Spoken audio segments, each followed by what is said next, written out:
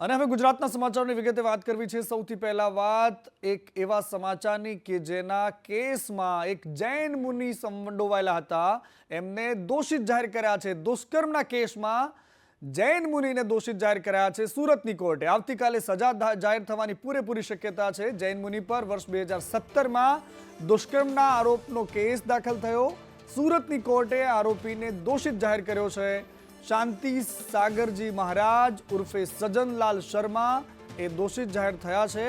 દુષ્કર્મના ગુનામાં અઠવા પોલીસે એમની ધરપકડ કરી હતી। ગુનો દાખલ થતા જૈન મુનિ હાલ જેલવાસ હેઠળ હતા। વડોદરાની શ્રાવિકા યુવતી જોડે દુષ્કર્મ આચર્યું હતું। ધાર્મિક વિધિ માટે બોલાવીને ત્યારબાદ એની સાથે આ દુષ્કર્મની ઘટનાથી જૈન સમાજ અને બાકી પણ ચારેકોર ચર્ચાનો વિષય બન્યો હતો। આખરે દોષિત જાહેર કરાયા છે। આવતીકાલે સજા સંભળાવાય તેવી પૂરી શક્યતા છે। અને વકફ બિલ લોકસભા રાજ્યસભા સંસદના બંને ગૃહોમાં પસાર થયા બાદ હવે દેશભરમાં મુસ્લિમ સંગઠનો વિરોધ કરી રહ્યા છે। અને બીજી બાજુ કોંગ્રેસના નેતાઓ સુપ્રીમ કોર્ટના દરવાજા ખટખટાવવા માટે મેદાનમાં છે। કેટલાક રાજ્યમાં વકફનો વિરોધ થઈ રહ્યો છે। ગુજરાતમાં પણ વકફનો વિરોધ થઈ રહ્યો છે। અને વકફ બિલ મુદ્દે ગુજરાતમાં કોંગ્રેસના બે મોટા નેતાઓ શું કહી રહ્યા છે એ પણ સાંભળીએ, કારણ કે આજે અમદાવાદમાં પણ મુસ્લિમ સમાજ દ્વારા વિરોધ પ્રદર્શન કરવામાં આવ્યું હતું। હું સમજુ છું વકફ બિલને જે બહુમતી અને જબરદસ્તી કાલે જે મંજૂર થયું છે, આ બિલ જે પ્રમાણે મંજૂર કર્યું છે, બહુમતીના જોરે આ સરકારે બિલ મંજૂર કર્યું છે, પરંતુ હું સમજુ છું કે સમગ્ર દેશના મુસ્લિમ સમાજને જે પ્રમાણે જે ડર હતો એ જ આ સરકારે કરીને બતાવ્યો છે કે મુસ્લિમ પર્સનલ લો બોર્ડે જે મુહિમ ચલાવી હતી અને જે આંદોલન કર્યું હતું એનું પરિણામ છે કે અત્યારે ઇન્ડિયા ગઠબંધન એકજૂટ થઈ અને આ વિરોધ, આ જે કાળા કાયદાનો વિરોધ કર્યો છે। અને આવનારા દિવસોની અંદર પણ મુસ્લિમ પર્સનલ લો બોર્ડ અને જે બીજી જે સંસ્થાઓ છે જે કંઈ આંદોલનના કાર્યક્રમ આપશે એને સમગ્ર ભારત દેશના મુસ્લિમ સમાજ એને આવકારશે અને એની અંદર સામેલ પણ થશે અને આના માટે કોર્ટમાં પણ જશે। અને હવે તો ડીએમકેના સ્ટાલિને પણ કીધું છે કે અમે કોર્ટમાં જવાના છે। કોંગ્રેસ પાર્ટીના જયરામ રમેશજીએ આજે પ્રેસ કોન્ફરન્સ કરીને કીધું છે કે કોંગ્રેસ આ ખરડાની વિરુદ્ધ સુપ્રીમ કોર્ટમાં જવાની છે। અને આ બાજુ વકફ બોર્ડની જેમ જ સનાતન બોર્ડ બને એના માટેની માંગ ખુદ શંકરાચાર્ય કરી રહ્યા છે। દ્વારકાપીઠના શંકરાચાર્ય સદાનંદ સરસ્વતીએ કહ્યું કે ગઈકાલે પેથાપુર ખાતે કાર્યક્રમ હતો જેમાં એમણે એવું કહ્યું કે સનાતન બોર્ડ પણ બનાવવું જોઈએ એવી માંગ શંકરાચાર્યએ કરી છે। गुरुजी, सनातन धर्म संरक्षण बोर्ड ये लोकशाही देश में कितना आवश्यक है? बहुत आवश्यक है, उतना ही आवश्यक है जितना वक्फ बोर्ड।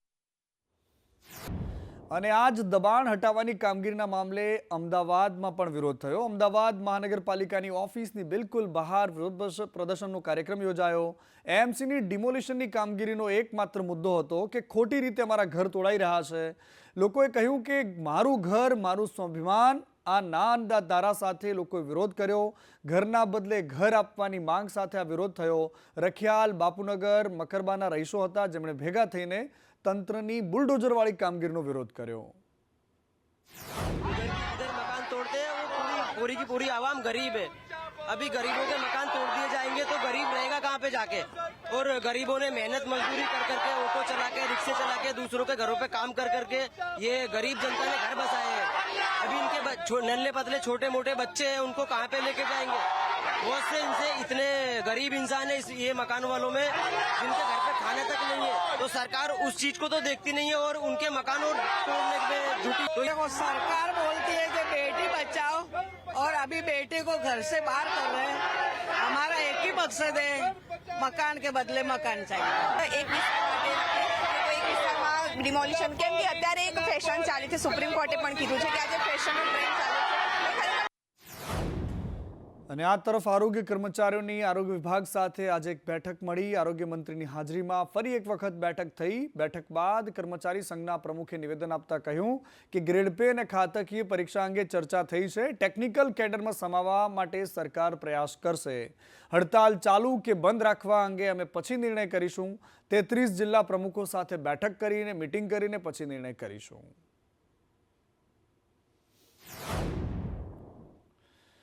આશા એવી રખાઈ રહી છે કે આ આંદોલન સમાપ્ત થઈ શકે છે, કારણ કે એમણે એવો પણ સંકેત આપ્યો છે. બીજી બાજુ એક આંદોલન બીજું પણ ચાલી રહ્યું છે ગાંધીનગરના રસ્તાઓ પર. એ વ્યાયામ શિક્ષકોનું છે અને એ પણ કાયમી ભરતીની માંગ સાથે ગાંધીનગરમાં આંદોલન કરી રહ્યા છે. 10થી વધારે આંદોલનકારીઓ સામે ફરિયાદ નોંધાઈ છે. છેલ્લા 3 દિવસમાં કુલ 20 ઉમેદવારો સામે પોલીસ ફરિયાદ નોંધાઈ છે. આંદોલનના ત્રીજા દિવસે પણ આજે વ્યાયામ શિક્ષકોના સત્યાગ્રહ છાવણી ખાતે દેખાવો યથાવત હતા અને 15 ઉમેદવારોની અટકાયત કરવામાં આવી. અમે લોકો અહીંયા અમારું આંદોલન કરવા માટે આવ્યા છે ગાંધીજીના માર્ગે. અમે કોઈ સરકારની કોઈ પણ નુકસાન નથી કરતા, કોઈ માનહાનિ નથી કરતા. તો આ લોકો અમને રોજ ડિટેન કરી દે, અમારા પર કેસ કરવાની ધમકી આપે. ભલે કેસ કરે, 500 કેસ કરી નાખો, અમને જેલમાં પૂરતો. બાકી અમે જ્યાં સુધી અમને ન્યાય નહીં મળે ત્યાં સુધી અમે લોકો નથી જવાના. અને આ એ જ વ્યાયામ શિક્ષકો છે કે જે રોજ અનોખી રીતે વિરોધ કરે છે અને પોતાનું ધ્યાન, સરકારનું ધ્યાન એમના તરફ ખેંચાય એના માટેના પ્રયાસો થઈ રહ્યા છે. ડિટેન કરાયેલા ઉમેદવારોએ યોગ અને પ્રાણાયામ કર્યા. સત્યાગ્રહ છાવણી ખાતેથી પોલીસે ડિટેન કર્યા હતા અને ઉમેદવારોએ યોગ અને પ્રાણાયામ કરીને પોતાનો વિરોધ નોંધાવ્યો છે. આ તરફ વડોદરામાં પણ જેટકોની સામે ભૂખ હડતાળનો આજે 4થો દિવસ છે. 4 દિવસથી ઉમેદવારો આંદોલન કરી રહ્યા છે. આંદોલન કરનારા પૈકી 2 યુવકોની તબિયત લથડી છે.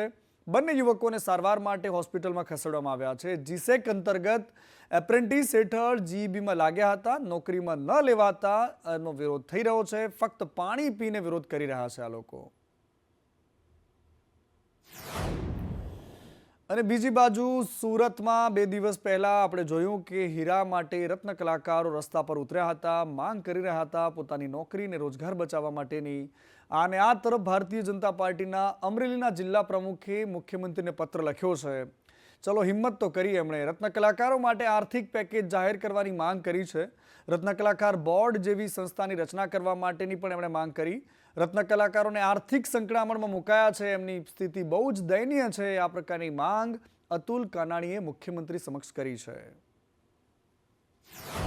હીરા ઉદ્યોગના આ રત્ન કલાકાર ભાઈઓ માટે મેં સરકારશ્રીમાં એક રજૂઆત કરી છે. એમનું ધ્યાન દોર્યું છે કે રત્ન કલાકાર ભાઈઓને આગામી દિવસોમાં એક રત્ન કલાકાર વિકાસ બોર્ડ અને રત્ન કલાકાર માટે આર્થિક પેકેજની જો જાહેરાત કરવામાં આવે તો હાલની સ્થિતિમાં આ હીરા કારીગર ભાઈઓને ખૂબ જ મદદ મળી શકે.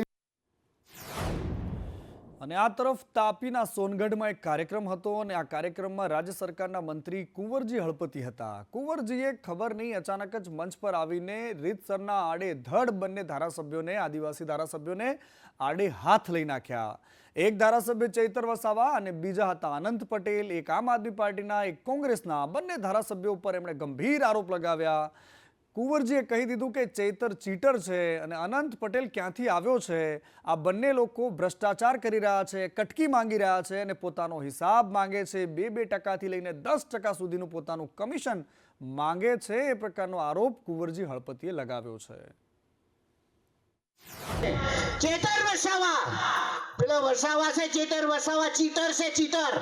1 નંબરનો તાલુકા પંચાયતમાં એ પોતે પોતાની ગ્રાન્ટમાં 2% લેવા માટેના પ્રયાસ કરે. એ જ પ્રકારે આનંદ છો પટેલ એ વાંસદામાં 2% ની 10%ની માગણી કરે ને આંદોલન કરવું પડે. તમે વિચાર કરો, એ કોના માટે માંગે છે? પોતાના ગજવા માટે. અહીં અધિકારીઓ બેઠા છે, પૂછી લેવું કુંવરજીભાઈએ કોઈ દાડો રૂપિયાની અસર તમારી પાસે માગણી કરી હોય તો. જો અમે અમારી ગ્રાન્ટમાં ગેરરીતિ કરતા હોય એવા કોઈ પુરાવા તમારા પર હોય તો તમે અમારા પર કાયદેસરની કાર્યવાહી કરાવી શકો છો. અંબાજીથી ઉમરગામના 14 ટ્રાઇબલ સપ્લાનની ઓફિસોમાં આદિ આદર્શ ગ્રામ અને ગુજરાત પેટર્ન સહિતની યોજનાઓમાં બિનજરૂરી કામો મૂકીને મંજૂર કરાવી લેવામાં આવે છે. 10 ગણા વધુ એસ્ટિમેટના બિલો પાસ કરાવી લેવામાં આવે છે, જેની છેલ્લા 5 વર્ષની તપાસ કરવામાં આવે તો હું ચેલેન્જ સાથે કેમ છું કે 2000 થી 2500 કરોડનું કુંવરજીભાઈ હળપતિ અને એમના આ એજન્સીનું કૌભાંડ બહાર આવેલું છે. કુંવરજીભાઈ હળપતિની લાગણી ચસકી એવું લાગે છે, કેમ કે વિધાનસભામાં જ્યારે આદિવાસી સમાજના પ્રશ્નને વાચા આપવાનું હતું ત્યારે કશું બોલતા નથી. એમના વિસ્તારમાં જ્યારે અમે મીટિંગ કરી અને જે સૌર ઉર્જા સોલાર પ્લાન્ટ જે ઉકાઈ જળાશય પર નાખવાના ગામના લોકો વિરોધ કરી રહ્યા હતા, અમે એમાં સપોર્ટ કર્યો છે. અને મને યાદ છે ત્યાં સુધી અમે કોઈની પાસે ટકાવારી લીધી નથી, પરંતુ મને યાદ છે ત્યાં સુધી તમે વાંસદા ટ્રાઇબલ સબ પ્લાનના અંદર ફળાઉ રોપા ની રોપવા માટેના પ્લાન્સ આપવાના હતા ત્યારે તમે થરાદની એજન્સી પાસે કેટલા રૂપિયા લીધા છે એ તમે અને તમારા પીએ યાદ કરવાની જરૂર છે. અને આ રાજનીતિનો રેલો રાજકોટમાં પણ આજે જોવા મળ્યો. રાજકોટમાં વિવાદ કંઈક અલગ હતો. રાજકોટમાં મેયર સાહેબની ગાડીની ઉપર લાગેલી સાયરન એ વિવાદ હતો. કોંગ્રેસના નેતાઓએ મુદ્દો બનાવ્યો અને કહ્યું કે સાયરન લાગેલી ફરે છે. વીવીઆઈપી કલ્ચરમાં રહેવું આ નેતાઓને ગમે છે, પરંતુ આરટીઓ આ વાતને પરમિટ નથી કરતું. સામાન્ય ગાડીમાં સાયરન ન લગાવી શકાય તેવું આરટીઓનું કહેવું છે. અને આરટીઓના બેઝ પર અત્યારે ભારતીય જનતા પાર્ટીના મેયર, રાજકોટ શહેરના મેયર અને કોંગ્રેસના નેતા વસરામ સાગઠિયા આમને સામને આવી ગયા. શાસકો ત્યારે એક એવો શબ્દ બોલતા હતા, વિરોધ પક્ષના નેતાને ગાડી નથી આપી એટલે એને બળતરા થાય છે. અરે ભાઈ, મેં 15 વર્ષ રાજકોટ આરટીઓમાં એજન્ટનું કામ કર્યું. 15 વર્ષે ત્યારે મારા બધા નિયમો મને મોઢે હોય એટલા માટે હું તે દિવસે બોલેલો, પરંતુ હજી ભાજપના મિત્રો કોઈ નથી. સાયરન જ્યારે પણ આ પદાધિકારીને ગાડી સોંપવામાં આવતી ત્યારે એની ઉપર હતું, જે અમારી ગાડી ઉપર પણ અત્યારે લગાવેલું છે. આગળ જે કાંઈ ફેરફાર થશે અને સૂચના હશે એ પ્રમાણે.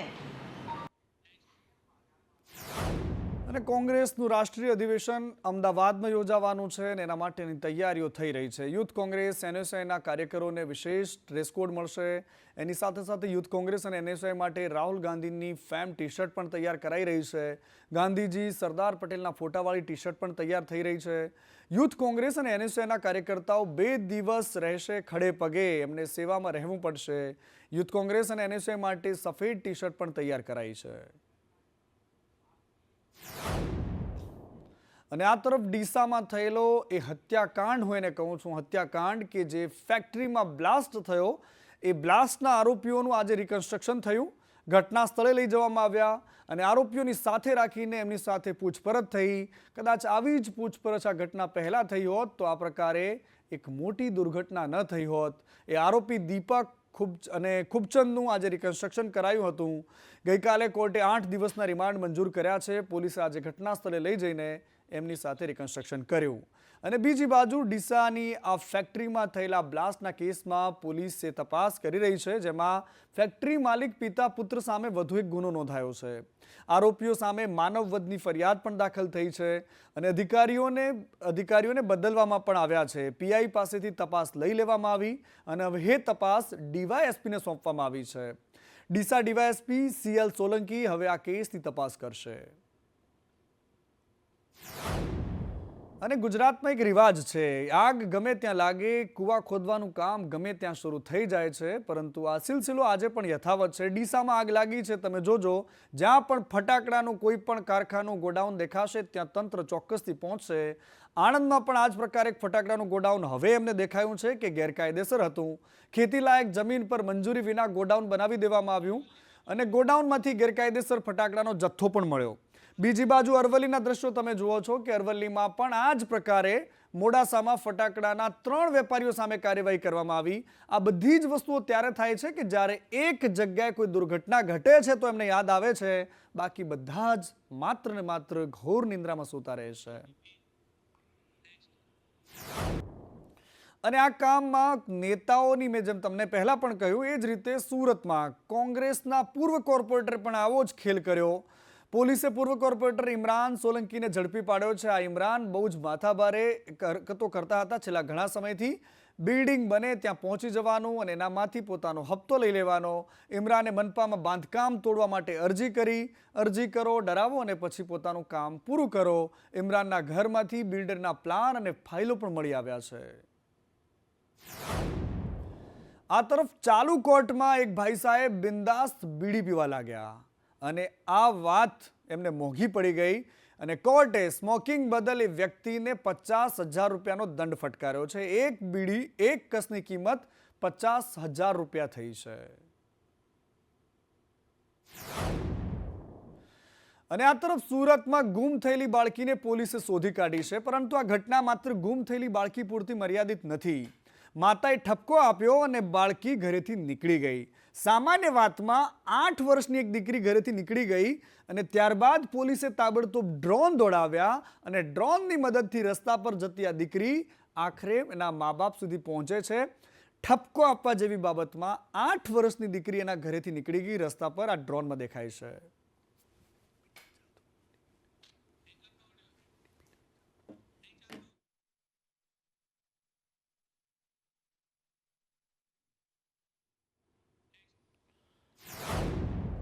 અને પોલીસ હવે ધીરે ડ્રોન બેઝ ટેકનોલોજીનો ઉપયોગ કરતી થઈ છે. ઘટના સ્થળે પહોંચવા માટે પીસીઆરની સાથે ડ્રોન પણ ઉપયોગમાં લેશે. ગુજરાત પોલીસે બનાવ્યું છે ખાસ ડ્રોન સ્ટેશન અને ઘટનાની જાણ કંટ્રોલ રૂમની સાથે ડ્રોન સ્ટેશનને પણ કરાશે. ગુજરાત પોલીસનો હાલ 8 ડ્રોન સાથે આ પ્રોજેક્ટ અમલમાં મુકાયો છે. આગામી દિવસોમાં વધારે 18 જેટલા ડ્રોનનો સમાવેશ થશે. ગુનાખોરીનું પ્રમાણ વધારે હશે તે વિસ્તારોમાં એની અમલવારી કરાશે. અમદાવાદના 8 પોલીસ સ્ટેશનમાં આ પ્રોજેક્ટનો પ્રારંભ થવાનો છે. આપણે છેલ્લા 10 દિવસથી અમદાવાદ શહેર અને સુરત શહેરના અમુક વિસ્તારોમાં આ ડ્રોન કઈ રીતે ત્યાં ઘટના સ્થળે પહોંચે છે એ અંગેની પાયલટ પ્રોજેક્ટ પણ કરવામાં આવી હતી. અને પાયલટ પ્રોજેક્ટ દરમિયાન આપણે જોયું હતું કે મોટા ભાગે પીસીઆર વેન્સને પહોંચતા જેટલી વાર લાગે, જેટલો સમય લાગે, એનાથી 50% જેવા સમયમાં ડ્રોન ત્યાં પહોંચી જાય. હવે 6 દિવસ સુધી ગુજરાતમાં બરાબરના સૂરજદેવ તપવાના છે. 4 એપ્રિલથી લઈને 9 એપ્રિલ સુધી હીટવેવની આગાહી કરાઈ છે. સૌરાષ્ટ્ર, કચ્છ અને ઉત્તર ગુજરાતમાં જબરદસ્ત ગરમી પડવાની છે. 2 દિવસ કચ્છમાં ગરમીનું ઓરેન્જ એલર્ટ આપવામાં આવ્યું છે. રાજકોટ જિલ્લામાં પણ ગરમીનું યલો એલર્ટ અપાયું છે.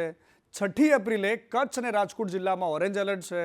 બનાસકાંઠા, સાબરકાંઠા જિલ્લામાં યલો એલર્ટ આપવામાં આવ્યું છે. એની સાથે ગાંધીનગર, મહેસાણા અને પાટણ આ 3 જિલ્લા એવા છે ત્યાં પણ યલો એલર્ટ આપવામાં આવ્યું છે. એની સાથે સૌરાષ્ટ્ર અને કચ્છમાં પણ 40થી લઈને 42 ડિગ્રી સુધી ગરમીનું તાપમાનનો પારો રહી શકે છે. અને બીજી બાજુ રાજ્ય સરકારે એક માર્ગદર્શિકા જાહેર કરી છે કે જો ગરમી લાગે છે તો ઘરેથી બહાર ન નીકળતા, શક્ય હોય એટલું ઘરેથી બહાર નીકળવાનું ટાળવું, પાણી પુષ્કળ પીવું, બજારમાંથી મળતો વાસી અને ખુલ્લો ખોરાક ન ખાવો.